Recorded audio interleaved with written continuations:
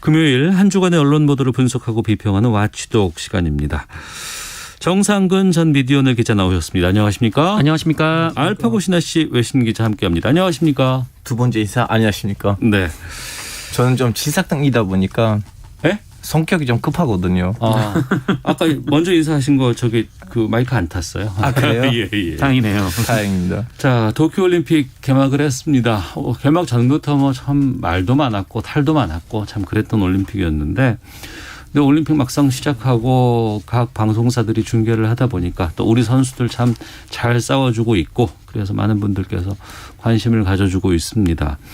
근데 이 관련된 언론 보도 이걸 좀 오늘 와치독 시간에서 좀 분석해 볼까 하는데 전보다는 많이 나아졌고 하지만 좀 뭐랄까 성적에 너무 매몰된 언론 보도들 아직도 좀 많이 나오고 있다고요? 네, 참 올림픽 때마다 나오는 얘기이긴 한데요. 네. 뭐 사실 뭐 스포츠 경기라는 게 뭐 우리 편이 이겨야 재밌는 경기이긴 하죠. 네. 또 많은 분들이 또 선호하기도 하고. 그럼에도 불구하고 좀 너무 메달에 편중된 보도가 나오는 건 좀 문제다 이런 지적이 나오고 있습니다. 뭐 우리 선수단이 좀 여러 종목에 출전을 했고 또 출전한 선수들이 모두 다 큰 구슬땀을 흘려가면서 굉장히 많은 노력을 하지 않았습니까? 근데 대체로 이제 뭐 보도가 나온 것들을 보면은 보도의 거의 대부분이 통계적으로도 이 메달 소식에 집중돼 있는 면을 또 볼 수가 있고 또 이 대체로 이 키워드가 또 승리, 승자 뭐 이렇게 좀 맞춰져 있는 그런 분석 결과도 있긴 합니다. 이렇게 좀 언론에서 좀 너무 이제 승리에 매몰돼 있다 보니까 그러니까 사고도 좀 발생하게 되는데 일례로 지난 26일에 그 유도 남자 73kg급 이 동메달 결정전을 중계하던 MBC 해설진에서 이 안창림 선수의 동메달 획득 소식을 전하면서 우리가 원했던 메달 색깔은 아닙니다만 이렇게 얘기를 해서 좀 논란이 됐습니다. 물론 그 이후에 뭐 거기에 만족하고 또 안창림 선수가 열심히 노력했다 이런 얘기를 덧붙이긴 했는데 우리가 원했던 색깔이 따로 있는가 메달 색깔이 좀 이런 비판을 받았고 또 뭐 정말 많은 언론에서 이번 태권도 시합에서 이 금메달이 없었다라는 소식을 전하면서 노골도 수모라든지 뭐 충격적인 사태 좀 이런 표현을 써서 또 논란이 됐습니다. 네.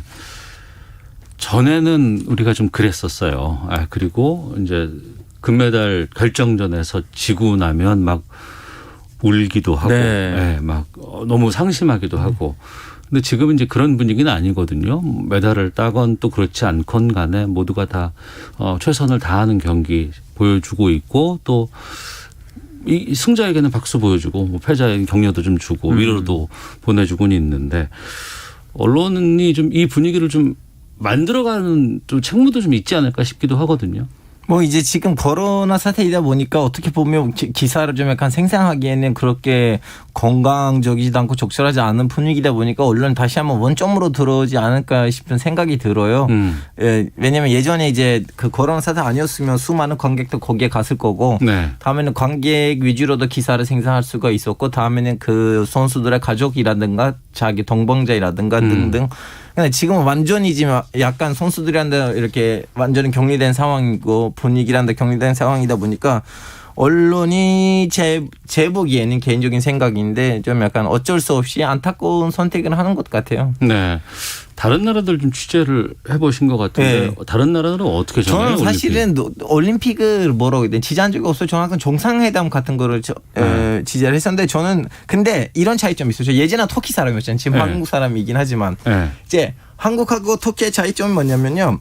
한국이 지금 전 세계에서 몇 개, 뭐 한 10개 정도 나라에 들어가요. 그 10개 나라의 특징이 뭐냐면 올림픽이 있으면 기본적으로 은메달을 몇 개씩 가지고 가는 나라. 좀 약간 올림픽 성적이 좋은 나라. 올림픽 성적이 좋은 나라. 이제 그런 나라들의 단점이 뭐냐면 장점이 많지만 단점이 뭐냐면 이제 그동안 너무 많이 이렇게 올림픽 메달을 가지고 왔기 때문에 좀 살짝 그 동메달, 은메달, 금메달 수여다가 이제 집중하고 그 올림픽 뒤에 있는 이야기들에다가 길을 막은 상황이에요. 예를 들면 지금 이제 텔레비 보시면 한국하고 터키 양국전이 이루어지가 있지만 터키는 보시다시피 깡탈이에요.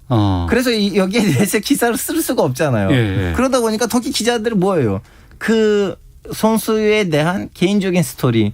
올림픽 참가한 선수에 대한 것들에 집중할 수 있겠군요. 예, 너 고향이 어디니? 어쩌다가 영국에 대한 관심을 갖게 됐니? 어쩌다가 이렇게 국가대표팀 됐니? 너의 국가대표팀 될 때까지 이 고통스러운 그 과정이 어떻게 진행되니? 그거 좀 얘기해줘. 뭐 제일 행복한 시점, 제일 힘든 시점, 그리고 지금 도쿄에 왔는데 음식이 입에 맞니? 너 여자인데 음식을 좀 약간 그립지 않으면 이렇게 등등등 이야기들을 하거든요. 네. 그래서 다른 나라들의 올림픽 시절 때 언론을 보시면 거기 나온 기사들을 보시면 그 올림픽의 스코어보다는 그 올림픽 일정의 잔치로 보고 그 잔치랑 관련된 기사들을 쓰거든요. 네네. 근데 이제 그런 분위기는 이번에 한국 언론은 없는 것 같아요.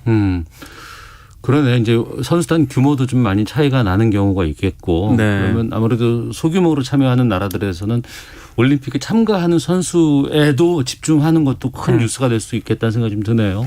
네, 뭐 우리나라도 이 올림픽에서 선수들이 좀 어떤 과정을 거쳐왔고 또 어떤 역경을 이겨내고 이런 얘기를 합니다만, 근데 다만 이제 우리나라는 메달리스트들만 그런 것들이 이제 조명한다는 좀 특징이 있는 것 같아요. 우리 깡탈까지는 예전에는 네, 그래서 그 올림픽 그냥 무슨 단어 쓰시죠? 광탈 아니에요? 광탈은 광속 탈락. 네. 광속 탈락이라고. 예. 죄송합니다. 비속어인가요? 비속어라기보다는 이 신조어죠. 신조어? 네, 알겠습니다. MBC 얘기를 좀 안 할 수가 없어요. 지금 보면은 개막식에서 여러 가지 다른 참석한 나라들 소개할 때 좀 문제가 좀 많았었거든요. 네. 혹시나 했더니 상황이 있어서 터키도 아이스크림으로 나왔었어요. 터키 소개할 때 예, 아이스크림. 아이스크림으로 소개가 저는 됐어요. 혹시나 했는데 역시나 아이스크림. 그래서 박성재 사장이 직접 사과를 하기도 했었는데 지금 어떤 상황인가요? MBC 내부 뭐 조사하고 있고 뭐 이런다면서요? 네, 내부 조사 중이고 일단 박성재 사장이 사과를 했고요. 네. 뭐 아시다시피 이 국가에서 이제 도쿄올림픽 개막식에 입장을 할 때 좀 그 국가로서는 별로 이렇게 내세우고 싶지 않은 이야기들 그런 것들을 이제 국가를 소개하는 영상이나 또 자막으로 써서 굉장히 좀 논란이 됐습니다. 근데 이게 사실 이번이 MBC가 또 처음은 아니고요. 과거 2008년 이 베이징 올림픽에서도 비슷한 일을 했다가 중징계를 받은 적이 있는데 네. 이번에도 또 이런 일이 벌어졌다라는 거. 그리고 MBC가 그냥 개인이 하는 방송도 아니고 여러 명이 뭐 게이트키핑 과정을 이제 거치는 그런 방송사인데 네. 그럼에도 불구하고 이런 일이 벌어졌다라는 데 좀 심각한 문제가 있다고 여기저기서 지적이 나오고 있고 MBC가 뭐 그래서 이제 사과를 한 거고요. 지금 조사 중에 있는 상황입니다. 경험이 많은 이 스포츠 중계에 대한 경험이라든가 이런 것들이 상당히 많은 건데 지금 보면은 여러 가지 시스템적으로 좀 문제가 있지 않나 싶은 생각이 들기도 하고 박성재 사장도 그 부분에 대해서 좀 철저하게 조사하겠다고 좀 했었잖아요. 네, 맞습니다. 뭐 일단 뭐 시스템적인 문제라고 하면은 뭐 여러 가지 원인들이 제기가 좀 되고 있는데 네. 일단 과거 이제 뭐 그 올림픽 관련 컨텐츠를 모두 다 MBC가 만드는 게 아니라 뭐 그 안에는 뭐 자회사 관련된 부분도 있고 MBC, ESPN 이제 자회사가 있고 네네. MBC가 지금 일정 정도 내부에서는 이제 기획만 하고 있고 좀 여러 가지 좀 분사가 된 걸로 좀 알고 있어요. 저는 그렇습니다. 개인적으로. 이 스포츠 채널에서 지금 다 전담을 해서 지금 맡고 있는 상황이긴 한데 뭐 그러다 보니까 뭐 이런 일이 벌어지는 거 아니냐. 그러니까 일종의 이제 외주를 하다 보니까 또 MBC가 이제 직접 챙기지 않다 보니까 이런 일이 벌어진 거 아니냐라고 하는데 사실 뭐 그렇다라고 하더라도 그 MBC에서 MBC 방송을 통해서 나가는데 그 MBC가 게이트키핑을 안 했다는 것 자체는 굉장히 좀 비판을 받을 만한 일이거든요. 그러니까 이게 좀 시스템 문제도 시스템 문제인데 이 올림픽에 임하는 좀 그 사람들의 뭐라고 할까요? 뭐 기본적인 좀 소양이랄까 좀 이런 것 자체도 부족했던 거 아닌가. 그럼 저도 이거 개인적으로 한번 알아봤는데 사실은 네. 따져보면 예전에 MBC 이런 실수를 한 적이 있었대요. 같은 맥락의 비슷한 실수를. 그래서 저는 궁금했어요. 똑같은 문제가 어떻게 발생하냐. 다음에는 역시 우리는 언론에서나 많이 다뤘던 그 문제는 방송국에 돼 있어요. 무슨 말이냐면 외국에 가시면 주로 한 부서에 있는 사람들이 그 처음에는 기자가 한 언론사에 들어가면 몇 개 부서로 돌아다니다가 이 부서는 나한테 맞다고 하면 이제 죽을 때까지는 그 부서에 계시거든요. 근데 이제 한국 방송국 일본도 마찬가지인데 자꾸 기자들이 돌아다녀 부서별로. 스포츠에 있었다가 사회부에 있었다가 그러다 보니까 MBC 스포츠도 마찬가지로 이렇게 돌아요. 그 안에 있는 기자들 안에 있는 부장님들. 그러다 보니까 그 방송국의 그 이력이 그 경험이 내려오진 않은 거예요. 중간중간에 끊기는 거예요. 외신이 이 문제를 좀 중요하게 다뤘었다고요? 와 이거 너무 다들 자기네 나라가 어떻게 소개되는지를 왜냐면 MBC가 떴다 보니까 각 나라가 그 언론사가 우리를 이렇게 표시했다고 따로 기사를 냈어요. 네. 알겠습니다. 이번에 좀 이렇게 불거진 것 어떻게 처리하는지 좀 지켜봐야 될 것 같은데 이 문제뿐만 아니고 이제 특히 과거에는 우리가 중계하면서 여러 가지 이제 그 중계 멘트에 대해서 뭐 신경을 좀 많이 썼었는데 남녀를 뭐 구분하는 뭐 이런 그 단어를 선택을 한다거나 아니면은 그 전에는 뭔가 전쟁이라든가 막 이런 것에 비유하는 이런 것들 많이 했었거든요. 근데 최근에는 그런 것들 많이 자제하고 해서는 안 된다. 이런 성차별적인 표현 같은 것도 쓰지 않아야 된다라는 것 계속해서 교육을 하고 있는데 올해도 좀 이런 문제가 좀 계속되나 봐요. 뭐 그런 문제가 있죠. 뭐 아까도 말씀 주셨지만 뭐 그런 표현들이 있잖아요. 뭐 태극전사라든지 뭐 태극낭자 뭐 이런 것들. 그러니까 뭐 전쟁터에 나가는 사람들도 아니고 또 이제 뭐 이제 스포츠 경기에 출전하는 사람들이 좀 이 낭자라는 표현이 이제 좀 이렇게 뭐라고 할까요? 좀 뭐 성차별적 용어가 있다 뭐 이런 비판들이 좀 나오고 있는데 네. 또 이제 외모에 좀 치중하는 보도들도 굉장히 많죠. 뭐 이 펜싱 같은 경우에는 미녀 검객 이런 얘기가 항상 따라오기도 하고 이번에 남자 펜싱 같은 경우에는 또 이 선수들이 잘생겼다 뭐 이런 보도들이 좀 나오기도 했었죠. 그리고 뭐 심지어 이런 보도들도 있었는데 뭐 도쿄올림픽의 여신들 막 이런 식으로 해가지고 좀 미모가 뭐 출중한 분들의 이렇게 사진을 모아놓고 그렇게 이제 독자들에게 보여주는 또 그런 기사들도 있었고 또 뭐 얼마나 예쁘길래 뭐 독일 육상 여신 막 이런 식으로 네 선수의 외모에 좀 집중하는 그런 보도들도 많았습니다. 네. 그리고 그 도쿄올림픽 관련해서 여러 가지 행정상의 무슨 문제라든가 아니면은 조직위의 여러 가지 문제점들 이런 것들도 관련된 보도들이 좀 꽤 있었는데 지금 뭐 골판지 침대, 손빨래 선수 뭐 이런 게 논란이 됐다는데 이건 뭐예요? 그러니까 일본에서 이 선수촌의 이 침대를 골판지로 제작해서 대구를 했는데 이 네. 골판지 침대가 좀 논란이 됐죠. 그래서 뭐 이게 아무래도 종이로 만들어진 거다 보니까 이게 튼튼하냐, 이게 괜찮냐 좀 이런 비판들이 좀 많이 나왔고 안 그래도 뭐 이게 논란이 되니까 그 이스라엘 그 올림픽 야구 대표팀 선수들이 SNS에 영상 올렸는데 한 명이 올라가서 뛰다가 두 명이 올라서 뛰다가 이렇게 보면 사실은 시험을 해본 정상득 거죠. 선배님이 살짝 이 주제를 좀 가려서 얘기를 하고 있는데 이건 외신에서 이렇게 보도되지는 않았어요. 외신에서 어떻게 보도되냐면 일본 IOC 위원회가 선수들이 자기나 방에서 이제 성적 관계를 맺지 않게끔 일부러 골판지 침대를 했다는 식으로 가짜 뉴스가 찌라시가 이렇게 돌았어요. 아 그래요? 예, 그거는 외신에서 돌았던 기사였고 웬만한 외신에 나왔거든요. 그러다 보니까 이스라엘 선수가 뛰면서 영상을 올려주고 보세요 여러분 인정도로 튼튼하니까 걱정 마시고 마음껏 침대 위에서 노세요라고 이렇게 영상을 올리니까 화제가 된 거예요. 그랬었군요. 해프닝 정도로 우리가 보면 될까요, 그러면? 네. 근데 뭐 사실 이 골판지 침대보다는 그보다 좀 더 심한 건 뭐 선수촌 내부의 뭐 코로나19 관련 문제라든지 네. 또 혹은 그 일본의 또 유력 메달 선수권들이 좀 선수촌을 이용하지 않는 문제. 아, 예, 이런 예. 문제가 오히려 더 논란이 됐던 것 같습니다. 알겠습니다. 자, 올림픽 뭐 다음 주도 계속되니까 좀 지켜보도록 하겠습니다.